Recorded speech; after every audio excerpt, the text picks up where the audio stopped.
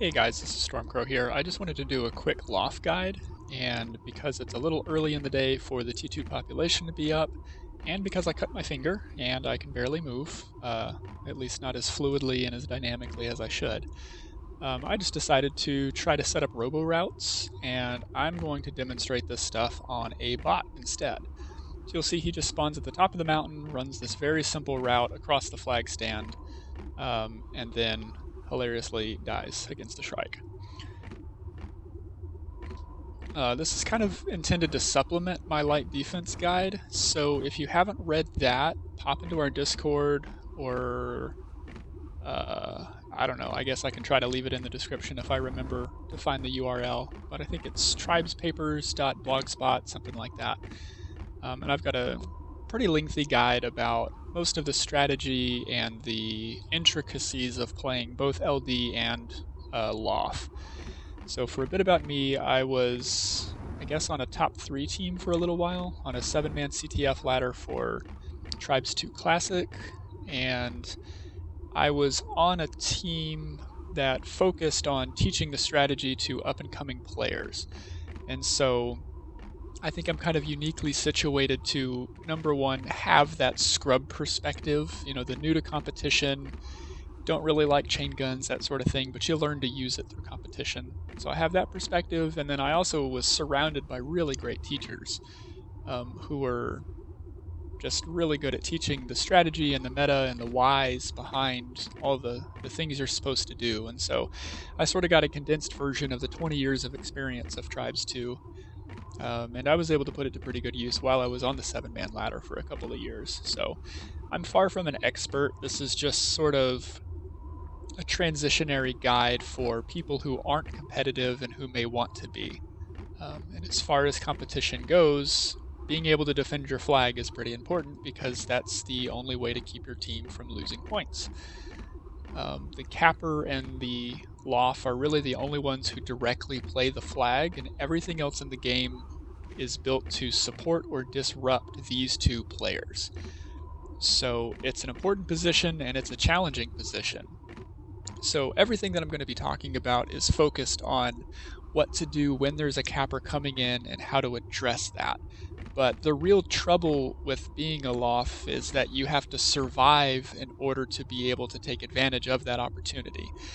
So most of the time you're dodging mortars, or you're finishing off Ho as they're coming in, or something to that effect. You only get to play genuine lofty stuff for about 15 seconds per, 30-minute game or so.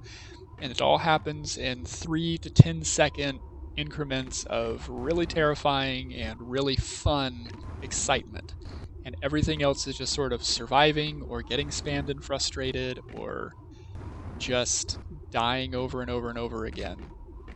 But above all, the ability to stay flexible, stay versatile, and make your stops even when you're slightly out of position is what makes a good LOF in any scenario, whether it's competitive Tribes 2 or just playing in a pub. So with that out of the way, we've got a pretty slow route set up here because this is my first time using robo routes, so I'm just sort of dinging around with it. But it's a slow route, and that gives us a number of options.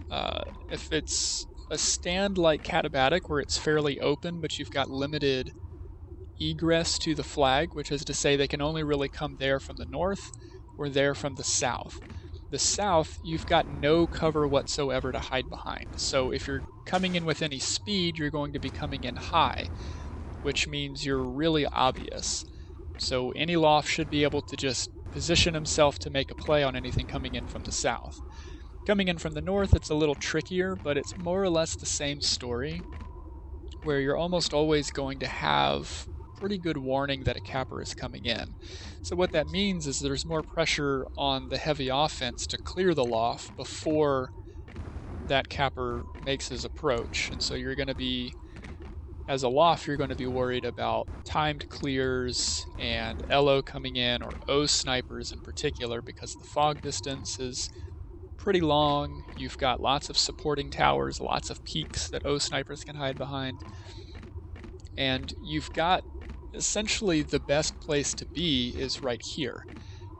And that's both a good thing and a bad thing. It's good because this is a very commanding position, and as you'll see, we can make a variety of plays off of it. But it's bad because they pretty much know where you're going to be. And so you'll sometimes get like a cheeky player who will come in and drop a beacon here, and 5-10 minutes into a game, you'll suddenly start getting really accurate mortar spam right on your face.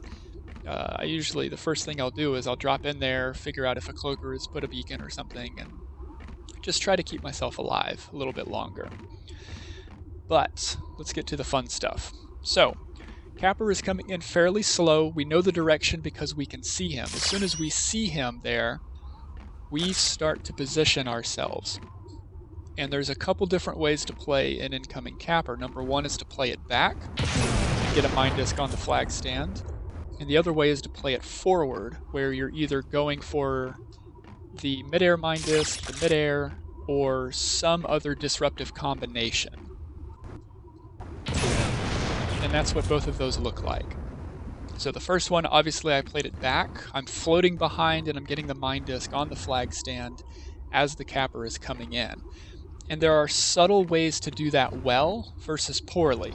Well is doing it so that you're jumping back and you're falling downward as you're making your shot, specifically as you're throwing your mine, because what that does is that helps you get the mine away from you as quickly as possible. If you're falling, gravity is helping that mine fall, and you want that mine close to the Capper and far away from you as quickly as possible, because mines can obviously explode in your face. So it's a huge risk-reward thing anytime you're using a mine disc in Tribes 2 Classic. So you always want to be falling away and down, if possible, when you're firing that mine disc off. You can see there I missed. It's a pretty reliable shot, but, cut finger, and my push to talk is on my mouse, so I'm sort of like straining my thumb too, so whatever. But generally speaking, this is your safe bet. This is your backup. Now, a good Capper will generally be able to mid-air you unless you're doing some tricky stuff. So instead of just falling straight back like I'm doing, you're going to have to bob and weave a little bit as you're doing it. And that can add a bit of complexity, and sometimes it'll throw off your shot. It's really important that you throw off his, because at the end of the day, if you distract him and he misses the flag, you still win. If he kills you but misses the flag, you still win. You're not trying to kill the Capper, you're just trying to keep your flag where it is. And there are very rare occasions where you want the Capper to grab your flag. So if somebody is coming in this slowly, what I might do is pause a little bit like that and mine disc him behind, because I know the flag isn't going anywhere. I know the flag is safe, but if it's off the stand, I can then disc it into a corner, I can disc it inside the entrance to the base, so it's even better protected than it is with me out here on the flag stand. But that's kind of more advanced level stuff and probably not going to be covered in depth here. What I would specifically focus on is getting that mine disc out while you're heading down and getting it out accurately and reliably. Once you can do that, focus on your evasion while you're doing that, and then work on different angles for doing it. So instead of only going downward here, maybe jump across so you're a much harder to hit target for the Capper, or focus on staying high, drop it high, throw a mine out front to distract and then get him on the stand. I mean, there's all kinds of stuff you can do just going backwards and keeping yourself relatively safe and keeping a pretty easy shot for yourself. And I guess that brings us on to a little bit of psychology in Tribes, where a lot of people will say, oh, you're a great shot, you can pull off amazing shots all the time. Well, I would disagree with that. I think that a good player can hit wild shots, but the best players position themselves so they don't need to hit great shots. They should be as routine as you can make them for solid, reliable stops. And that, to me, is the mark of a truly great player. And that's what you should aim for, all the time, always. Not just in Tribes, but in life. So, that more or less covers playing back. There are some variations that we'll talk about a little bit later, but for the most part, that's what you need to worry about if you're playing back on the flag stand, as I call it. The other option is to play forward. Playing forward doesn't work so well on a map like Katabatic just because you've got a very advantageous flag stand. But generally, you'll want to push ahead of the flag stand and engage the capper as he's on approach in midair. So this is a much riskier shot. It's harder to hit, but it generally has better results. And what I mean by that is that if he's a light, you can kill him with a mine disc. If he's a medium and he's going fast, a mine disc isn't going to kill him, and it doesn't even guarantee that you're going to knock him off his route. And if somebody is coming in with a heavy, a mine disc absolutely will not knock him off his route, and may not even prevent him from grabbing the flag.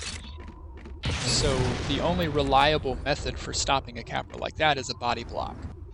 And what that looks like is just you putting your body in front of the capper to physically stop it. Just the weirdness of Tribes 2 physics, that's an instant stop every single time. Now, this is robo routes, so you notice that he stopped and then sort of warped and teleported through me. That's a rowboat route thing. An actual player is probably going to stop and then drop, and then mine disc you in the face. But again, that's okay because your flag is staying still where it is.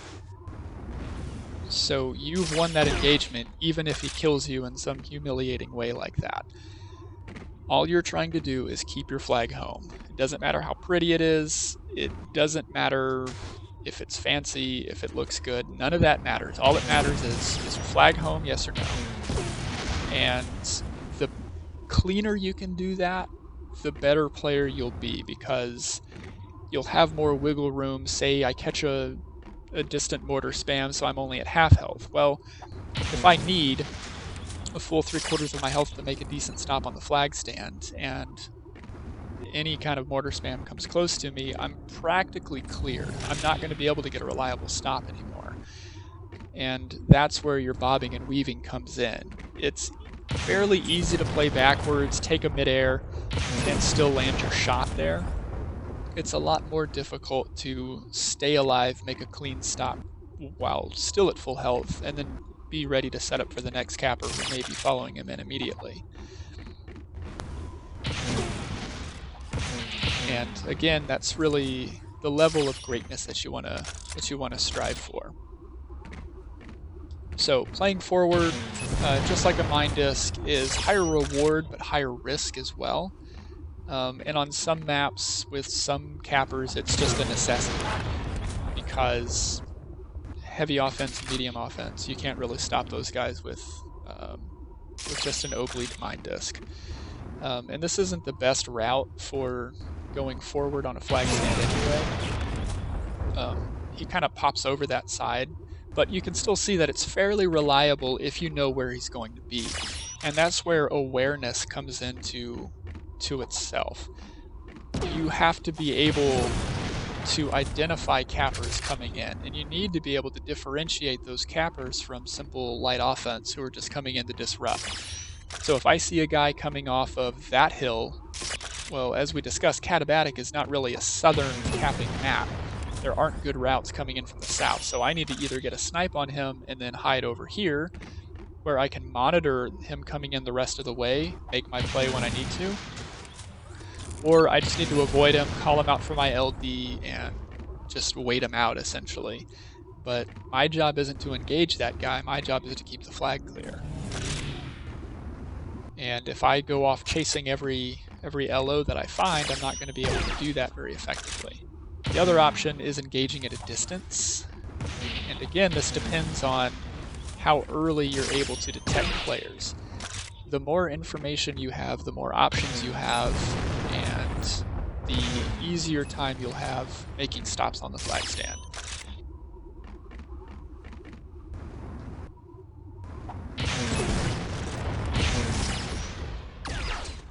So there, I missed, but I was still in a good enough position with full energy so I could afford a backup snipe. Granted, I missed it, but again, I'm not at my best right now.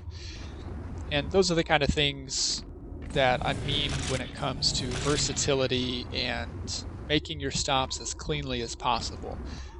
it's okay if you die making a stop. It's better if you don't because you don't know if there's another capper right behind him.